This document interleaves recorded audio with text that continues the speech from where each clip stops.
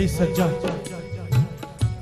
गुरु गोविंद सिंह जी के समय एक सिख हुआ है जिसका नाम था भाई सज्जा।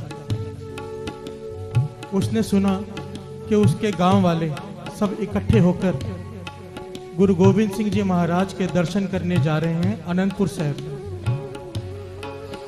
तो उसने भी तैयारी कर ली। मन में चाव पैदा हुआ कि मैं भी गुरु साहिब जी के दर्शन करके आऊं। ध्यान देना साथ संगत, बड़ी कीमती साखी है।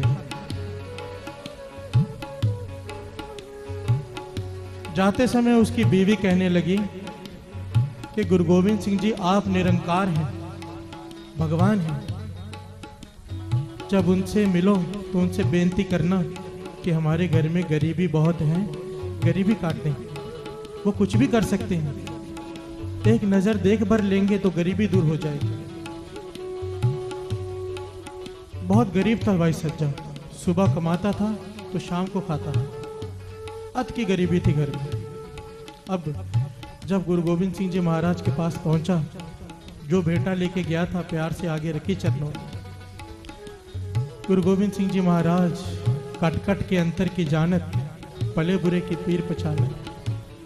अंदर की जानते हुए, सब कुछ जानते हुए कहने लगे भाई सज्जा 40 दिन यहाँ पर रुककर सेवा कर ले, तेरी गरीबी दूर कर देंगे। भाई सज्जा 40 दिन यहाँ पर रुक के गुरु दरबार में संगत की सेवा कर, तेरी गरीबी काट कर ही तुझे घर भेजेंगे। भाई सज्जा कहने लगा, हमारे जैसा ही था, कहने लगा पातशाह मैं ना कमाऊंगा तो घर कैसे चलेगा। अगर मैं घर वापस नहीं गया तो घर का बुरा हाल हो जाएगा, मैं नहीं रुक सकता। गुरु गोविंद सिंह जी महाराज कहने लगे काम कर, 40 दिन नहीं रुक सकता तो 1 महीना रुक जा। 1 महीना रुक के सेवा कर ले, तेरी गरीबी खत्म करके ही तुझे भेजेंगे। भाई सज्जा कहने लगा पातशाह अगर मैं सुबह नहीं कमाऊंगा ना तो शाम को मेरे बच्चे क्या खाएंगे, भूखे मर जाएंगे मेरे बच्चे। मैं 1 महीना क्या 1 दिन भी नहीं रुक सकता। साथ संगत जी गुरु गोविंद सिंह जी ने 15 दिन 1 हफ्ता तक का रुकने के लिए कह दिया आखिर में, पर भाई सज्जा नहीं माना कि मैं नहीं कमाऊंगा तो मेरे बच्चे भूखे मर जाएंगे। आखिर में गुरु गोविंद सिंह जी महाराज ने, ये साखी तो बहुत लंबी है, मेरी कोशिश होती है आपको मूल बताना, सार, इसलिए छोटी करके बता रहा हूं। गुरु गोविंद सिंह जी महाराज ने एक पत्र लिखा, चिट्ठी लिखी। कहने लगे ये चिट्ठी जब तू घर वापस जाएगा ना, रास्ते में पीर बुद्धू शाह हमारा एक सिख रहता है प्यार वाला, उसे ये चिट्ठी दे देना। कहने लगा सत्य वचन, इतना काम तो मैं कर लूंगा। साथ संगत जी वो चिट्ठी लेके पीर बुद्धू शाह के पास पहुंचा। पीर बुद्धू शाह ने गुरु साहिब जी की चिट्ठी को आंखों से लगाया, माथा टेका, चूमा।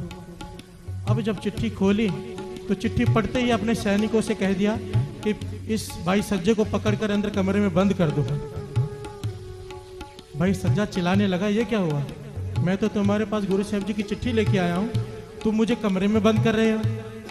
पीर बुद्धू शाह कहने लगा, चिट्ठी में गुरु गोविंद सिंह जी महाराज का हुक्म है कि ये जो भाई सज्जा चिट्ठी लेके आ रहा है, अगर प्यार से रुके तो प्यार से, नहीं तो जबरदस्ती इसे कैद में रखो, 6 महीने तक इसे घर नहीं जाने देना।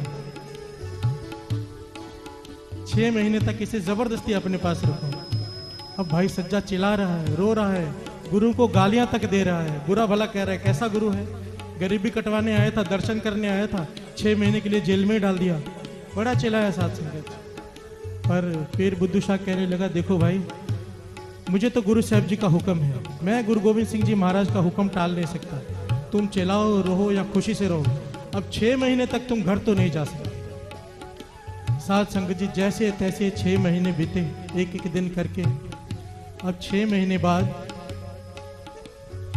पीर बुद्धू शाह कहने लगा, भाई सज्जा अब आप अपने घर जा सकते हो। कहने लगा, कहाँ जाऊं, मेरे बच्चे तो भूखे मर गए होंगे, बीवी कहीं और चली गई होगी, पता नहीं वो भी है कि नहीं, घर पे किसी ने कब्जा कर लिया होगा, अब घर जाके क्या करूंगा। पीर बुद्धू शाह कहने लगा, गुरु महाराज पे भरोसा कर, गुरु जो करता है भला करता है, तू घर जाके तो देख। साथ संगत जी उदास मन से अपने घर गया। जाकर क्या देखता है, वहां आलीशान मकान बना हुआ है। सोचने लगा किसी ने मकान पे कब्जा कर लिया, किसी अमीर आदमी ने, और घर बना लिया है। देखा उसके बच्चे भागते भागते आए कि बापू आ गए, बापू आ गए। तो घर में ले गए हाथ पकड़ के। अंदर जाके देखा आलीशान मकान, उसकी बीवी आई, पैरों को हाथ लगाया, कहने लगा ये सब कैसे हुआ। बीवी कहने लगी जब आपको गुरु गोविंद सिंह जी महाराज ने अपनी सेवा में रख लिया था ना। कहने लगा सेवा में? तू बता हुआ क्या। कहने लगा एक अमीर आदमी आया था बहुत गांव का। कहने लगा गुरु गोविंद सिंह जी महाराज ने मुझे सपने में दर्शन दिए हैं और हुक्म किया है कि ये मेरा भाई सज्जा का घर है, वो मेरे पास सेवा में है 6 महीने, तेरी जिम्मेदारी है इनको किसी चीज की कमी नहीं होनी चाहिए। कहने लगा वो अमीर आदमी, वो सेठ इतना आलीशान मकान बना कर दे गया, इतनी माया दे गया कि सारी जिंदगी खाते रहेंगे, खत्म नहीं हो। अब भाई सज्जा आंखों में आंसू आ गए। अब उसकी बात ये समझ में आई कि मैं सोचता था कि मैं पालूंगा तभी मेरा परिवार पलेगा, मैं नहीं कमाऊंगा मेरा बच्चे भूखे मर जाएंगे, पर नहीं, गुरु को फिक्र है। साथ संगत जी, मैंने बहुत ध्यान से इस बात पे विचार किया। इसका मूल कारण पता क्या है चिंता का, कि जब हम अपने आप को कर्ता समझते हैं, कर्ता पुरुष केवल एक है, पर जब हम अपने आप को मालिक समझते हैं ना तो चिंता है। ध्यान दीजिए, एक दुकान है, अब दुकान के मालिक को चिंता है कि ग्राहक कितने आएंगे, माया कितनी आएगी, सेल कितनी होगी, क्योंकि उसको नौकरों को भी पगार देनी है और भी बहुत सारे खर्चे चलाने हैं। अब जो आपके नीचे नौकर काम कर रहे हैं उन्हें किसी बात की चिंता नहीं है कि कितने ग्राहक आएंगे, कितनी सेल होगी, उन्हें कोई चिंता नहीं है। क्यों? क्योंकि वो नौकर हैं। पातशाह फरमाते, महापुरुष वचन किया करते थे, जब तक मालिक बन के बैठेगा चिंता है, नौकर बन जाओ, नौकर बनने की देर है, चिंताएं खत्म हो जाएंगी। सारी मुश्किल की यहां पर है कि हम नौकर नहीं मालिक समझते हैं। एक बार दुकान को गुरु नानक का समझ के तो देख कि गुरु नानक तू चला रहा है। देखिए, बात को जरा गंभीरता से समझिए। काम करने के लिए मना नहीं किया है, काम की चिंता करने के लिए मना किया है। अब दुकान पे बैठे हैं, ग्राहक का इंतजार कर रहे हैं और पूरा समय चिंता में बिता रहे हैं, ग्राहक आएगा कि नहीं आएगा, कितने आएंगे। अगर वही समय चिंतन में लगा लेता। भगत नामदेव जी कहते हैं ना कि नामा कहे त्रिलोचना, मुखते राम संभाल, हाथ पांव कर काम सब, चित निरंजन नाम। अगर यही चित्त निरंकार से लगा लें तो दुकान भी गुरुद्वारा बन सकता है। साथ कमाने के लिए मना किया ही नहीं है गुरु साहब जी ने। गुरु साहब जी ने तो हमें ये रास्ता दिया है कि उद्यम करेंद्या जियो तू, कमावंदिया सुख पुंच, त्यायंदिया तू प्रभु मिल, नानक उतरी चिंत। कि तू कमा, दसा नौ की किरत करके कमा, पर अगर दरबार में आके बैठ गया है, अब तो मन से दुकान की चिंता छोड़ दे। कई लोग इस वक्त सत्संग में नहीं आए होंगे दुकान छोड़ के, क्योंकि दुकान की चिंता है कि हम 2 घंटे दुकान पर नहीं बैठेंगे, पता नहीं क्या हो जाएगा। अब कौन समझाए कि दुकान तो वहीं की वही रहती है, चलाने वाले चले जाते हैं। अब दुकानों पे जाओ, पीछे दादा की फोटो, पिता की फोटो, अब खुद खड़ा है, अब ये भी चिंता में खड़ा है कि दुकान मेरे बिना नहीं चलेगी। अरे जब उनके बिना चल रही है तो तेरे बिना भी चल जाएगी। चिंता मत कर, काम करने से मना नहीं किया है, चिंता करने से मना किया। ध्यान देना साथ संगत जी, मैं ऐसे ऐसे लोगों को जानता हूँ, यहाँ पर तो नहीं, यहाँ पर मैं कम लोगों से ही मिलता हूँ। अमृतसर में ऐसे लोगों को जानता हूँ जो रात भर दरबार साहब में सेवा करते हैं। अमृत वेले पता है क्या अरदास करते हैं? उनके मन में चिंता खत्म हो चुकी है, वो चिंतन करते हैं। उनकी अवस्था क्या है? अमृत वेले गुरु रामदास जी को अरदास करते हैं, हे पातशाह अब हमें जाने की आज्ञा बख्शिए, जाने का मन नहीं कर रहा, आज्ञा बख्शिए, क्योंकि अब थोड़ा आराम करेंगे तो जाके दुकान खोलेंगे।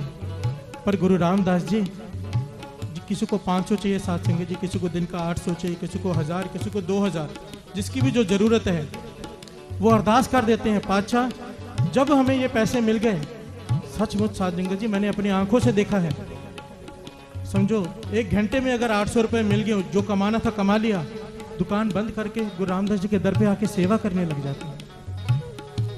ऐसी अवस्था ये आम आदमी नहीं कर सकता, हम नहीं कर सकते, क्योंकि हमें आगे की भी चिंता है। पर उन्हें भरोसा है, उन्हें टेक है गुरु की, जाको टेक तुम्हारी स्वामी ताको नाही चिंता। उन्हें आश्रय है गुरु का कि जिसने आज दिया है वह कल भी देगा। महापुरुष फरमाया करते थे हमसे अच्छे तो कुत्ते हैं, एक बार खा के आराम से सो जाते हैं। हम तो पता नहीं पीढ़ियों की जमा करने की सोचते हैं कि हम खा लेंगे हमारे बच्चे क्या खाएंगे, क्योंकि विश्वास नहीं है गुरु पे कि जो आज दे रहा है वह कल भी देगा। टेक है, जिसको गुरु की टेक मिल गई, भरोसा मिल गया, उसको चिंता नहीं है। आओ दूसरा शब्द पढ़े कि जाको टेक तुम्हारी स्वामी ताको नाही चिंता। जाको दया तुम्हारी होई से शाह पले भगवंता। आओ सब मिलकर गायन करें।